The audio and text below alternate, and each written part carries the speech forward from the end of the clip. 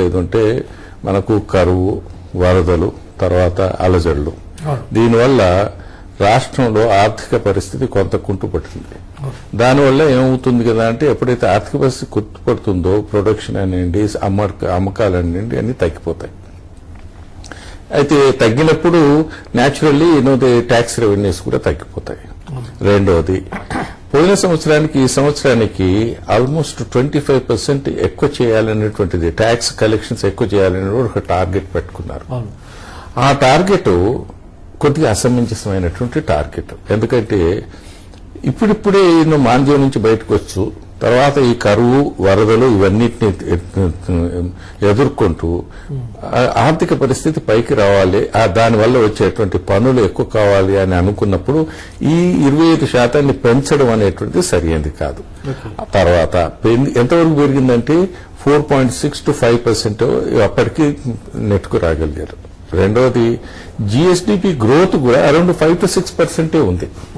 ఇవన్నిటిని దృష్టిలో పెట్టుకున్నట్టు ఏంటంటే మనం మన టార్గెట్ ను బాగా ఎక్కువ పెట్టుకుని బాధపడుతున్నాం. అందువల్ల అయితే అప్పుడు బాధపడుతూ ఏమంటున్నారు, ఓకే లాస్ట్ మినిట్ లో మనకు ఎలా ఈ డెఫిసిట్ ను సర్దుకోవడానికి పన్ను భారం ద్వారా మనం కలెక్ట్ చేసుకోవచ్చు అనేటువంటిది ఈ వచ్చేటువంటి 3 నెలల లోపల.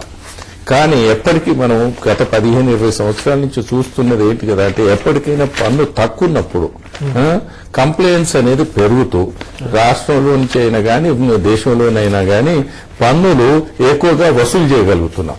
Tax administration has become more effective అనేటువంటిది మనం తెలిసినటువంటి విషయమే. అయినా కానీ ఎందుకు చేయాల్సి వచ్చింది? చేయడానికి వచ్చింది అని అంటే కొన్ని మిగతా పనులు గట్టిగా చేసుకోలేని పరిస్థితుల్లో ఇవి చేస్తారు కొన్నిసార్లు. ఇది ట్యాక్స్ అడ్మినిస్ట్రేషన్ పెంచుకోవడం, తర్వాత ట్యాక్స్ ఎవిజన్ కాకుండా చూసుకోవడం.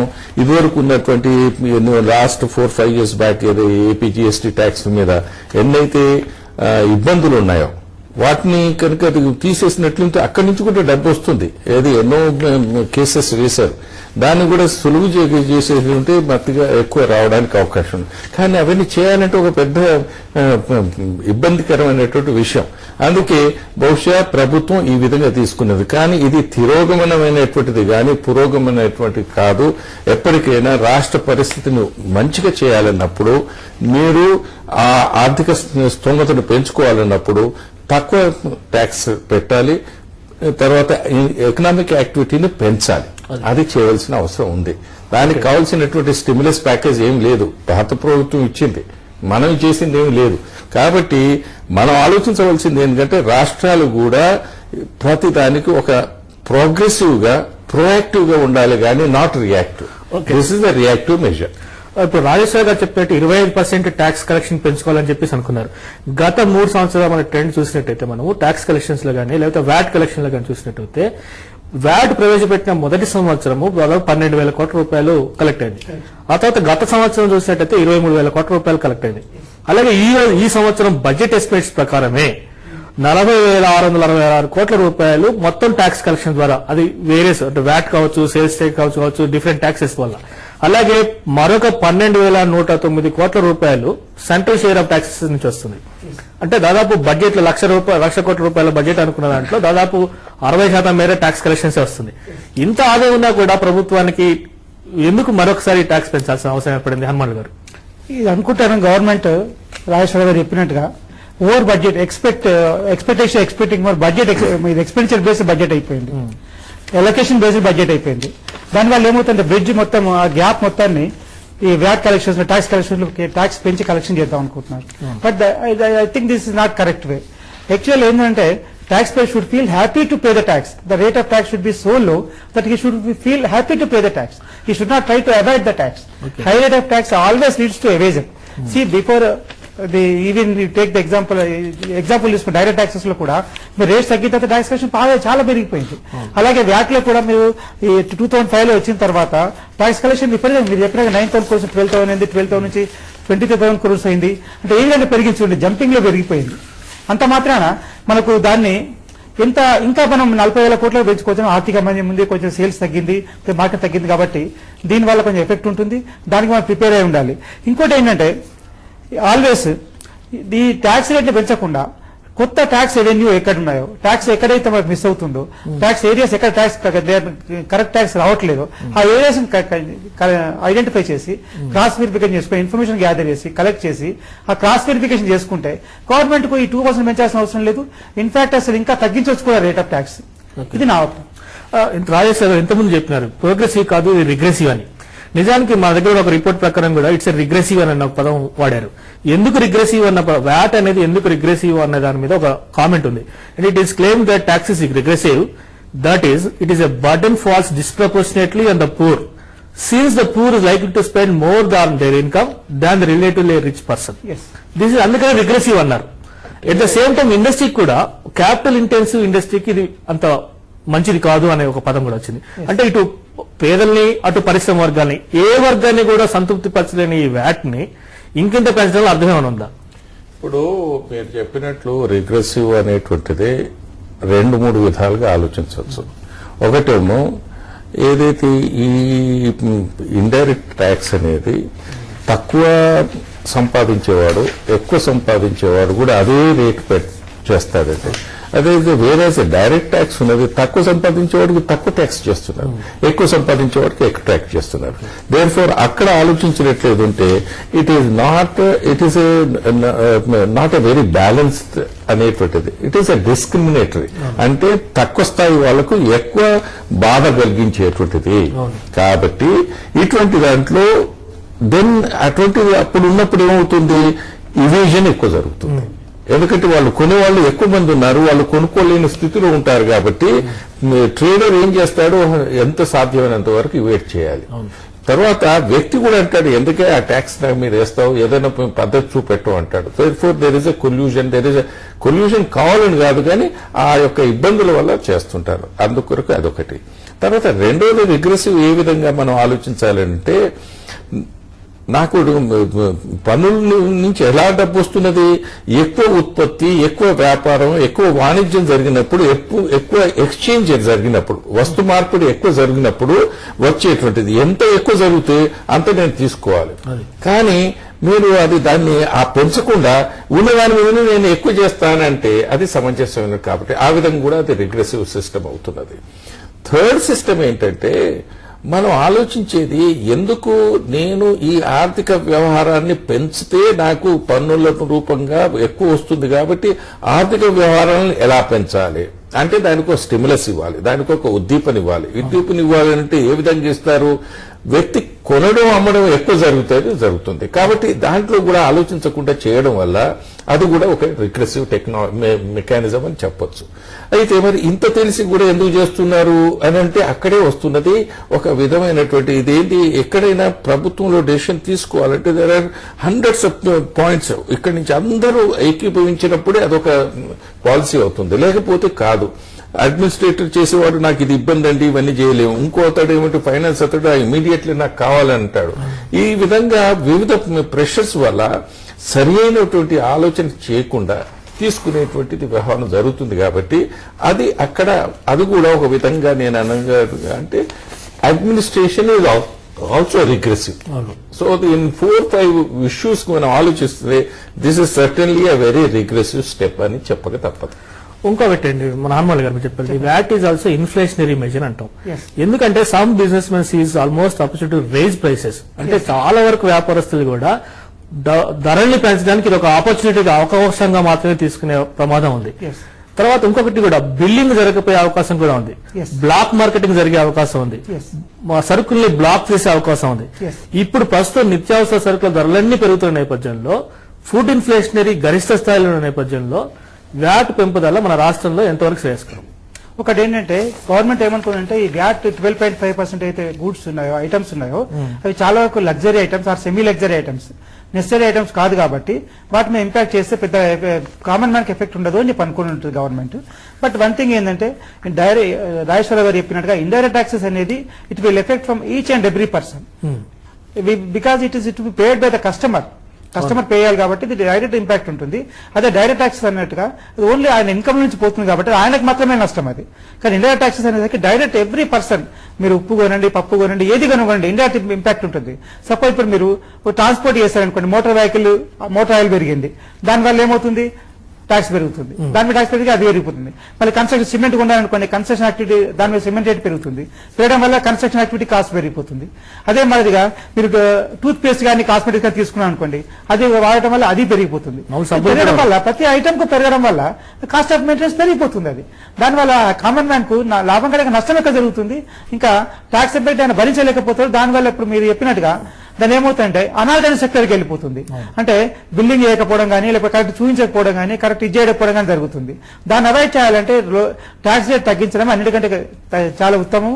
ఇంకా దాన్ని తగ్గించగలిగితే 5% తగ్గించగలిగితే ఇంకా చాలా మంచిది. ఆల్ ఇండైరెక్ట్ ట్యాక్స్ టుగెదర్ 5% దాటకూడదు. యాక్చువల్ గా కరెక్ట్ గా ఆపరేట్ చేస్తే, కరెక్ట్ కరెక్షన్ చేస్తే, కాస్ట్ వెరిఫికేషన్స్ ఇవన్నీ చేస్తే 5% ట్యాక్స్ కూడా తగ్గించవచ్చు. ఓకే, ఇప్పుడు కనిపిస్తున్న దృశ్యానికి తిరిగి స్వాగతం. హనుమాన్ గారు మీరు ఇంతకుముందు చెప్పినారు వైరీ ట్యాక్స్ రేట్ పెట్టాలి తప్ప, ట్యాక్స్ బేస్ క్రియేట్ చేయాలి తప్ప ట్యాక్స్లు పెంచకూడదని చెప్పేసి. అయితే దీంట్లో ఇంకొకటి కూడా ఉంది, వ్యాట్ కి సంబంధించి కొన్ని విమర్శలు ఉన్నాయి. ఇది రెండు రకాలుగా, అంటే ఇటు బిజినెస్ మెన్ గానీ అటు అడ్మినిస్ట్రేషన్ సైడ్ గానీ అంత సులభంగా అమలు చేసేది కాదు.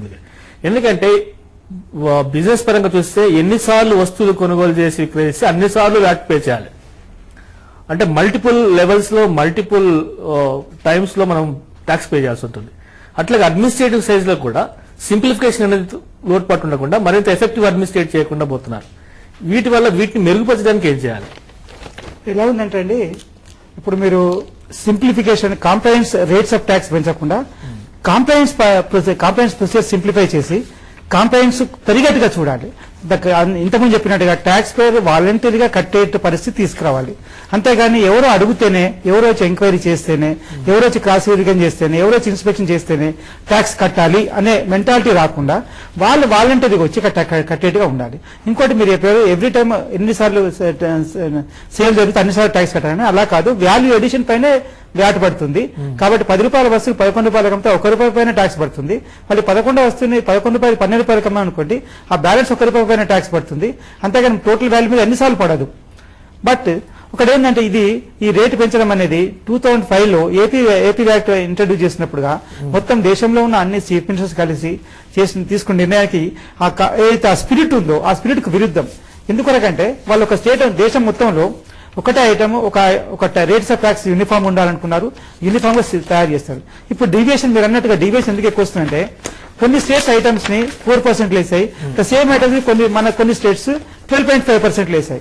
దీనివల్ల ఏమైతే 8.5% డిఫరెన్స్ వస్తుంది. దానివల్ల అక్కడ డిఫరెన్స్ వచ్చేసరికి ఇక్కడ సేల్ చేసి అక్కడ చేయకపోవడం, అక్కడ బిల్ ఇది అవాయిడ్ చేయడము, అనార్గనైజ్డ్ సెక్టర్లకు వెళ్ళిపోవడము, ఇలాంటి జరగడం వల్ల ట్యాక్స్ కలెక్షన్ తగ్గిపోతుంది. దీని కొరకని యూనిఫార్మిటీ అండ్ సిస్టమేటిక్ అనే అప్రోచ్ అనేది కంప్లైంట్స్ పెరిగినప్పుడు, ట్యాక్స్ కంప్లైంట్స్ పెరిగినప్పుడు చాలా ఈజీ ఉంటుంది. ఇంకోటి కూడా, ఎంత రేట్ ఆఫ్ ట్యాక్స్ తక్కువ ఉంటే అంత కంప్లైంట్స్ పెరుగుతుంది. వాలంటరీ కంప్లైంట్స్ పెరగాలి, that is most important. Okay, ఇప్పుడు కంపెనీ దృశ్యంలో మనతో చర్చలో పాల్గొనేందుకు విశాఖపట్నం స్టూడియోలో ప్రొఫెసర్ సుదర్శన్ రావు గారు ఉన్నారు, ఆంధ్ర యూనివర్సిటీ ఎకనామిక్స్ ప్రొఫెసర్ గారు. సుదర్శన్ రావు గారు నమస్కారం అండి. నమస్కారం అండి, చెప్పండి. మనకి ఈ రోజు రాష్ట్ర ప్రభుత్వం తీసుకుంది, అంటే వ్యాట్ పెంచుతూ తీసుకుంది ఒక సెక్షన్ ఆఫ్ గూడ్స్ మీద 12.5% నుంచి 14.5% పెంచింది. ఈ చర్యను మీరు ఏ విధంగా విశ్లేషిస్తున్నారు? అంటే ఈ 12.5% నుంచి 14.5% పెంచడం అన్నది ఏ పరిస్థితుల్లో రాష్ట్ర ప్రభుత్వం ఇలా చేసింది అన్నది మనం కొంచెం పరిశీలించాల్సినటువంటి అవసరం ఉందండి. అయితే పన్ను ఏదైనప్పుడు కూడా 1% పెంచినా 0.5% పెంచినా కూడా ప్రజల మీద భారం పడుతుంది. కాబట్టి ప్రజలు ఎప్పుడు కూడా పన్ను పెంచడాన్ని వ్యతిరేకిస్తారు. ఎవరైనా కూడా దాన్ని సమర్థించడానికి వీలు కాదు. అయినప్పటికీ ప్రస్తుతం ఉన్నటువంటి పరిస్థితులు మనం ఒకసారి అర్థం చేసుకుంటే, రాష్ట్ర ప్రభుత్వం తప్పనిసరి పరిస్థితుల్లోనే ఈ పన్ను పెంపుకి ప్రయత్నించిందని నేను అనుకుంటున్నానండి. ఓకే, ఇప్పుడు అట్లాగే వ్యాట్ ని అమలు చేస్తున్న మనం పొరుగు దేశాలు కానీ యూరోపియన్ కంట్రీస్ చూసినట్టయితే సింగపూర్ లో 5% వ్యాట్ ఉంది, అలాగే మలేషియాలో కూడా 5% వాట్ ఉంది, ఇజ్రాయెల్ లో 16.5% ఉంది, యూరోపియన్ కంట్రీస్ లో అర్జెంటీనాలో 21%, అలాగే కెనడాలో అమెరికన్ కంట్రీ కెనడాలో 7% మేర ఉంది, అలాగే క్రొయేషియాలో 22%, ఈక్వెడార్ లో 11% ఉంది, ఐస్లాండ్ లో 24%, తర్వాత మెక్సికోలో 15% మేర ఉంది. ఓవరాల్ గా చూస్తే తక్కువగా ఉన్న రాష్ట్రాలు అంటే మనం సింగపూర్ మోడల్, మలేషియన్ మోడల్ గా తీసుకుంటూ 5% వ్యాట్ వేసాం. అలాగే మన ఇతర రాష్ట్రాలకు సంబంధించి చూసినట్టయితే మొత్తం దేశంలో అమలు చేస్తున్న వ్యాట్ అమలు చేస్తున్న రాష్ట్రాలు 20 రాష్ట్రాలు ఉన్నాయి. ఇందులో అత్యంత గరిష్టంగా ఉన్న ట్యాక్స్ రేట్స్ మన ఆంధ్రప్రదేశ్ లో ఉన్నాయి. ఇందుకు కారణాలు ఏమిటి ఆర్మాల్ గారు? ట్యాక్స్ రేట్ ఎక్కువ లేదండి. కమాడిటీస్ ఇంతకుముందు చెప్పినట్టుగా కొన్ని కమాడిటీస్ ని 4% మిగతా స్టేట్స్ వేస్తే మన వాళ్ళు 12.5% వేశారు. Maybe confusion, maybe ambiguity, maybe some other reason. దానివల్ల ఇక్కడ ట్యాక్స్ ఎక్కువ అనిపిస్తుంది, అక్కడ ట్యాక్స్ తక్కువ అనిపిస్తుంది. That is one reason. ఇంకోటి ఏంటంటే ఇప్పుడు మీరు చెప్పారు 20% ఇది 20% ఉంది కొన్ని దేశాల్లో, సింగపూర్ లో 5% ఉంది అని చెప్పాను.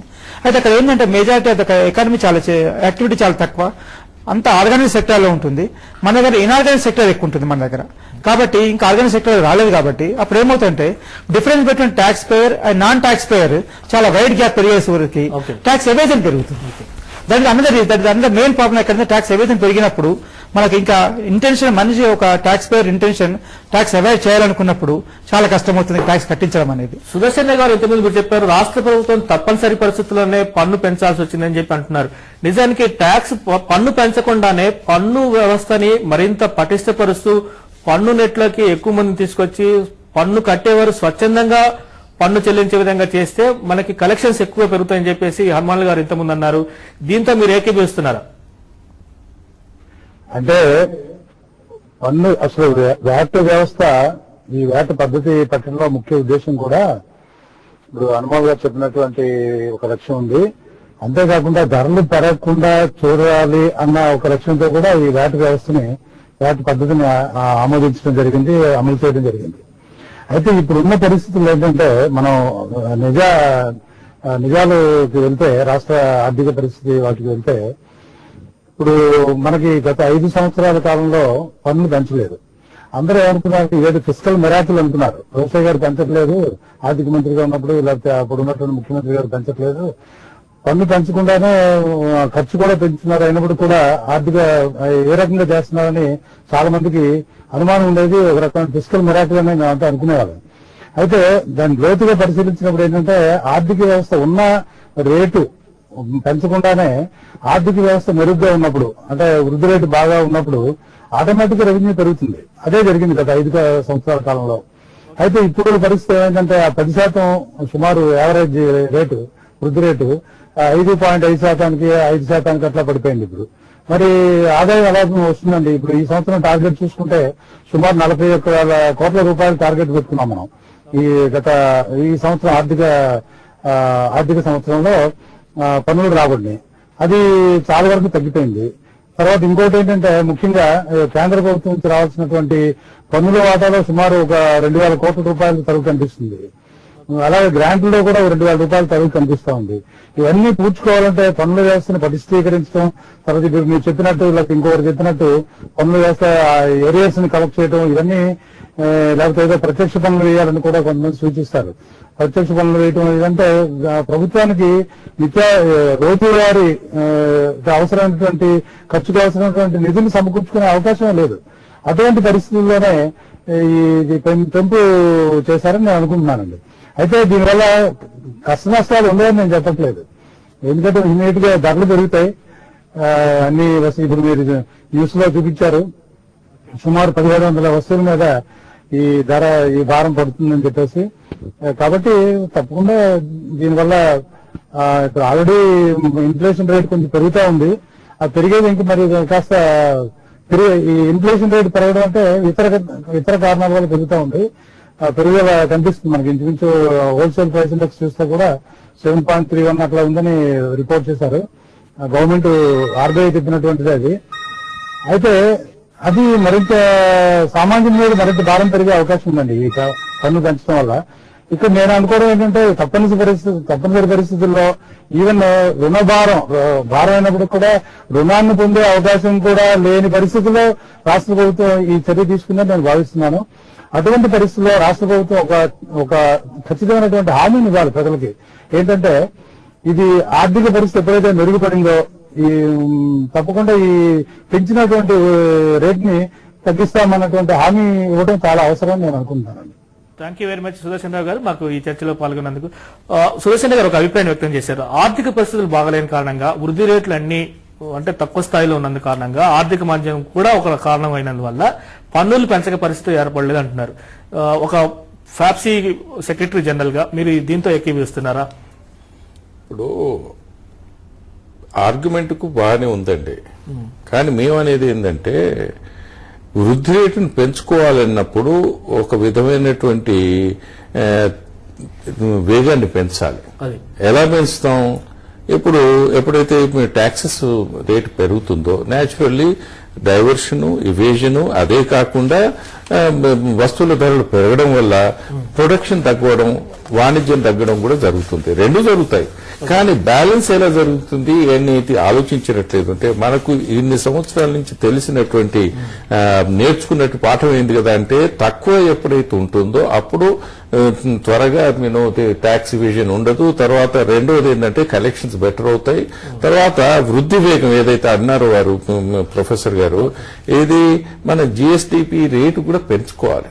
అయితే ఇబ్బందులు ఉండి తక్కువైనప్పుడే జిఎస్డిపి రేట్ ని ఎలా పెంచుకోవాలి? గత సంవత్సరం మనకు ఫైనాన్షియల్ క్రైసిస్ వల్ల వరల్డ్ వైడ్ ఫైనాన్షియల్ మనకు స్లో డౌన్ వచ్చింది. అప్పుడు ఏం చేసింది ప్రభుత్వం? ఉద్దీపనాలు ఇచ్చింది, తక్కువ కొన్ని ఇంట్రెస్ట్ రేట్స్ తగ్గించింది, ట్యాక్స్ కట్స్ చేసింది. ఎందుకు చేసింది? అప్పుడు వాళ్ళకు కూడా అవసరం లేదా? అందరికీ అవసరమే. అయితే దానివల్ల ఏం చేయగలిగింది?